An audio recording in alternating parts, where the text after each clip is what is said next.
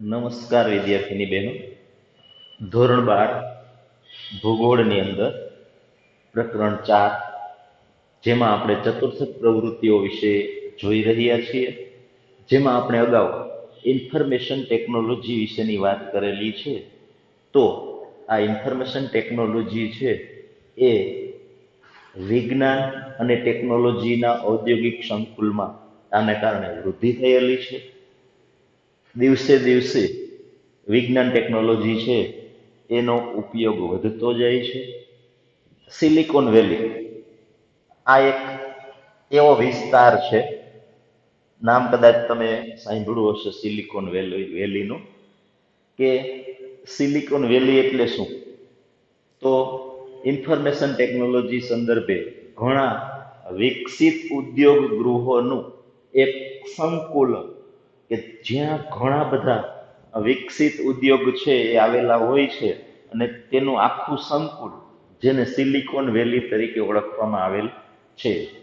યુએસએની વાત કરવામાં આવે તો યુએસએના મેસેચ્યુસેટ્સના બોસ્ટન અને કેલિફોર્નિયાની અંદર આવા ઘણા બધા સંકુલો આવેલા છે, અને જેને વિજ્ઞાન અને ટેકનોલોજી પાર્ક તરીકે પણ ઓળખવામાં આવે છે, કે જ્યાં વિશ્વનું સર્વોચ્ચ વિજ્ઞાન ટેકનોલોજીનું ક્ષેત્ર છે એ જોવા મળે છે. ભારતની અંદર પણ આવા પાર્ક આવેલા છે, વિજ્ઞાન ટેકનોલોજી પાર્ક, આવા સંકુલો આવેલા છે, જેની અંદર બેંગલુરુની અંદર આવેલું છે, ગાંધીનગરમાં છે, હૈદરાબાદ અને પુણેની અંદર આવા આઈટી ક્ષેત્રના સંકુલો આવેલા છે. અને આ આઈટી ક્ષેત્રના ઉપયોગથી જીનેટિક એન્જિનિયરિંગ ક્ષેત્રે એક નવું ક્ષેત્ર વિકસ્યું છે, કે જીનેટિક એન્જિનિયરિંગને કારણે કાર્ય છે એ ઝડપી સ્પીડમાં થઈ શકે છે. અને એ માટે ભારતની અંદર પણ 4 શહેરોની અંદર આવા આઈટી સંકુલો આવેલા છે. એવો પ્રશ્ન પૂછવામાં આવે કે ભારતમાં આઈટી ક્ષેત્રના સંકુલો છે તે ક્યાં ક્યાં આવેલા છે? તો ભારતમાં આઈટી ક્ષેત્રના સંકુલો એક બેંગ્લોરમાં આવેલા છે, બીજું ગાંધીનગરમાં આવેલું છે, ત્રીજું હૈદરાબાદમાં, અને ચોથું પુણેની અંદર આવેલું છે. બીજો એક પ્રશ્ન પણ એવો પૂછાય કે ગુજરાતમાં આઈટી ક્ષેત્રનું સંકુલ ક્યાં આવેલું છે? તો ગુજરાતમાં આઈટી ક્ષેત્રનું સંકુલ છે તે ગાંધીનગરમાં આવેલું છે. આ ક્ષેત્રને કારણે શું થાય? ઇન્ફોર્મેશન ટેકનોલોજીને કારણે થયું છે શું? તો બેંક છે, વીમા કંપનીઓ અને સંરક્ષણ ક્ષેત્રે કામ કરતી કંપનીઓ છે તે વધુ ને વધુ માહિતી પ્રધાન બની છે. દાખલા તરીકે બેંકની અંદર કોઈ માહિતી જોઈતી હોય તો ઇન્ફોર્મેશન ટેકનોલોજીને કારણે તમે તમારા મોબાઈલની અંદર તમારી બેંક વિશેની માહિતી છે તે જાણી શકો છો, અને આંતરરાષ્ટ્રીય અર્થવ્યવસ્થા છે તે વધુ સરળ બની છે. એક વ્યક્તિ છે એને પોતાના બેંકની અંદરથી નાણાં ટ્રાન્સફર કરેલા હોય તો કઈ કંપનીએ કેટલા નાણાં ક્યાં ટ્રાન્સફર કરેલા છે તે સરળતાથી જાણી શકાય છે. ઇન્ટરનેટના આંતરરાષ્ટ્રીય વ્યવહારનું ઉદ્ભવ સ્થાન યુએસએ છે. એવો પ્રશ્ન પૂછવામાં આવે કે ઇન્ટરનેટના આંતરરાષ્ટ્રીય વ્યવહારનું ઉદ્ભવ સ્થાન કયું છે? તો યુએસએ છે. યુએસએ સિવાય અત્યારે એશિયા, આફ્રિકા અને દક્ષિણ અમેરિકાના ઘણા બધા લોકો છે તે ઇન્ટરનેટનો ઉપયોગ કરે છે. આ સિવાય યુકે, ચીન, જર્મની અને જાપાનમાં ઇન્ટરનેટ દ્વારા આર્થિક પ્રવૃત્તિ ઝડપથી વિકસી છે. એટલે ટૂંકમાં ઉત્પાદનની અંદર, ઉદ્યોગોની અંદર પણ હવે ઇન્ટરનેટનો ઉપયોગ શરૂ થઈ ગયો છે. અને જે દેશ ઇન્ટરનેટનો ઉપયોગ ઉદ્યોગોની અંદર ઝડપથી કરી રહ્યો છે તે દેશ આજે ઝડપથી ઉત્પાદન કરી રહ્યું છે, વિકસિત બની રહ્યું છે. એટલે હવે ધીમે ધીમે દરેક દેશ છે તેમણે ઇન્ટરનેટનો ઉપયોગ કરવો ફરજિયાત બની જશે. બીજું એક સંદેશા વ્યવહારની વાત કરવામાં આવે તો સંદેશા વ્યવહારની અંદર ઇન્ટરનેટ છે એ ખૂબ જ ઉપયોગી બન્યું છે, કારણ કે હવે માહિતી છે ઇન્ટરનેટની અંદર અંકાત્મક થઈ ગઈ છે. એટલે અંકાત્મક માહિતી હોવાને કારણે સંદેશા વ્યવહારની અંદર એક સ્થળેથી બીજે સ્થળે ઝડપથી સંદેશો પહોંચાડી શકાય છે. આ સિવાય ઇન્ટરનેટના માધ્યમથી અધિકારીઓ છે એ નોકરીના સ્થળથી દૂર બેસીને પોતાના ઘેરે બેસીને ઓફિસના કાર્યો છે એ કરી શકે છે. એટલે આ પણ એક ફાયદો છે કે ઇન્ટરનેટથી કોઈ અધિકારીને તેમની ઓફિસે અનિવાર્ય કારણોસર અતિવૃષ્ટિ કે એવું કંઈ હોય અને ઓફિસે જઈ શકે તેમ ન હોય તો ઓફિસનું કાર્ય છે એ પોતાની ઘેરે જ પોતાના કોમ્પ્યુટર પર કરી શકે છે. એટલે આ રીતે એમનો આખો સ્ટાફ છે એ ઘેરે બેસીને જ ઇન્ટરનેટ ઉપર કામ કરી શકે છે. અત્યારે આ COVID-19ને કારણે ઘણા બધા એવી અમદાવાદ કે વડોદરા કે સુરત, રાજકોટ, બોમ્બે, દિલ્હી ત્યાં એવી ઘણી બધી ઓફિસો હતી કે જ્યાં કોમ્પ્યુટર વર્ક થતું હોય તો આ કોમ્પ્યુટર વર્ક છે ઇન્ટરનેટના માધ્યમ દ્વારા એમના કર્મચારીઓ છે તે ઘેરે બેસીને કરી શકતા હતા. જરૂર પૂરતા એકાદ બે કર્મચારી છે તે ત્યાં ઓફિસે જાય અને બાકીના કર્મચારીઓ છે તે ઘેરે બેસી અને આ આખી માહિતી છે તે ઇન્ટરનેટ દ્વારા પોતાની ઓફિસ સુધી પહોંચાડી શકતા હતા. એટલે આ એક ફાયદો છે કે નોકરીના સ્થળે જવાની જરૂર ઇન્ટરનેટને કારણે રહેતી નથી. પછી બેંક છે એ પોતાની મૂડી ઓછા સમયમાં સ્થળાંતર કરી શકે છે. પહેલા તો એવું હતું કે જે કાગળની અંદર બુક ને એની અંદર આ બધી નાણાંની હેરફેર છે એ કરવા માટે પટ્ટાવાળાને એક બેંકમાંથી બીજા બેંકમાં જવું પડતું હતું. આજે તો હવે બેંકના મેનેજર છે તે જ પોતે જ પોતાના ઓફિસમાં બેસી અને નાણાં ટ્રાન્સફર કરી શકે છે. એટલે ઝડપથી નાણાં ટ્રાન્સફર થઈ જાય છે. પેલા એક બેંકમાંથી બીજી બેંકમાં ચેક આપવા જવા પડતા હતા, હવે તમે મોબાઈલ દ્વારા સીધું ટ્રાન્સફર કરી શકો છો. એટલે 5 જ સેકન્ડની અંદર તમારા ખાતામાંથી નાણાં બીજાના ખાતામાં તમે મોકલી શકો છો. એટલે આ ઇન્ટરનેટને કારણે ઓછા સમયની અંદર મૂડીની હેરફેર થઈ શકે છે. આ સિવાય કેટલાક એવા વિભાગો છે કે જેની અંદર પાસપોર્ટ, વ્યક્તિ છે એને વિદેશ જવું હોય તો પાસપોર્ટની જરૂર પડે. એટલે પાસપોર્ટ એટલે કોઈ પણ દેશ છે એ દેશની ઓળખ માટે દેશની સરકાર જે પુરાવો આપે એ પાસપોર્ટ.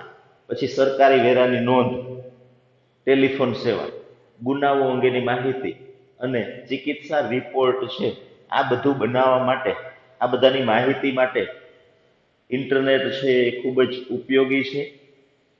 વિશિષ્ટ જ્ઞાન પર આધારિત ઉદ્યોગો ધીમે ધીમે વિકસ્યા છે કે હવે ચીલાચાલુ ઉદ્યોગો છે તે ચાલશે નહીં. કંઈક નવું જ્ઞાન ઉદ્યોગોની અંદર જો ઉમેરવામાં આવે તો ઉદ્યોગો છે એની અંદર ઓછા ખર્ચે વધુ ઉત્પાદન થઈ શકે. વિવિધ ક્ષેત્રો માટે સોફ્ટવેર વધ્યા છે. ઉત્પાદન કાર્યની અંદર સોફ્ટવેર આવ્યા અને આ સોફ્ટવેરને કારણે ઇલેક્ટ્રોનિક્સ માધ્યમોની સંશોધન પ્રવૃત્તિઓ વધી છે કે હવે ઇલેક્ટ્રોનિક્સ માધ્યમોએ સંશોધન વધુ કરવાની જરૂર છે. કારણ કે નવા નવા સોફ્ટવેર આવતા જાય, જેમ જેમ નવા સોફ્ટવેર આવે તેમ ઇલેક્ટ્રોનિક્સ માધ્યમો છે એની પ્રવૃત્તિ વધે. અને જો નવા સોફ્ટવેર ન બનાવવામાં આવે તો ઇન્ફોર્મેશન ટેકનોલોજી છે એનો જે કંઈ હેતુ છે કે જેનો લાભ જે દેશના ઉદ્યોગોને મળવો જોઈએ એ મળી શકે નહીં અને દેશ છે એ પાછળ રહી જાય. માહિતી ઉત્પાદકો અને પ્રસારણ સાથે સંકળાયેલા માનવ સંસાધન છે એમના માટે પણ આજે શિક્ષણ પ્રશિક્ષણની સુવિધા ઉદ્ભવી છે. કારણ કે જો એ નવા જ્ઞાનથી પરિચિત બનશે તો તે માહિતી છે કે પ્રસારણ છે એમાં કંઈક વિવિધતા લાવી શકશે. તમે ટીવીની અંદર સમાચાર જોતા હશો તો જે સમાચાર છે તેની અંદર પહેલા જે સમાચાર જે રીતે આપવામાં આવતા હતા તેને બદલે આજે તમે જોશો તો એ સમાચાર છે તેની અંદર ઘણું બધું પરિવર્તન જોવા મળશે. વિશ્વની અંદર કોઈક જગ્યાએ કોઈ ઘટના બની હોય તો તમે તમારા ટીવી ઉપર લાઈવ તે એ જ ક્ષણે જોઈ શકશો.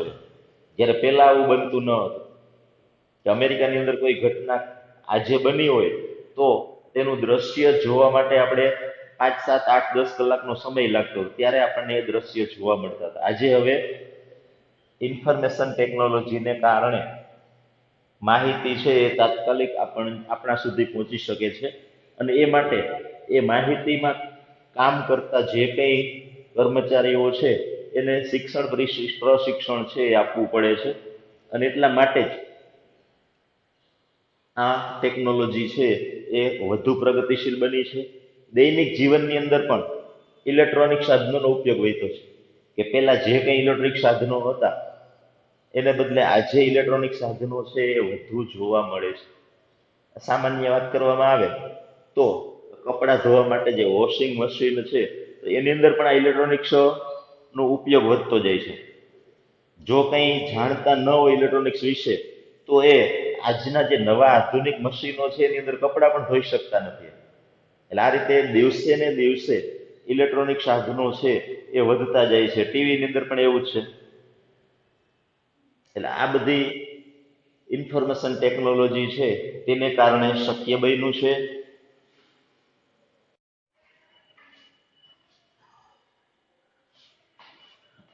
ચતુર્થક પ્રકારની સેવાઓની વાત કરવામાં આવે તો ચતુર્થક પ્રવૃત્તિઓના વિકસિત દેશોની આર્થિક વ્યવસ્થા વ્યાપક છે.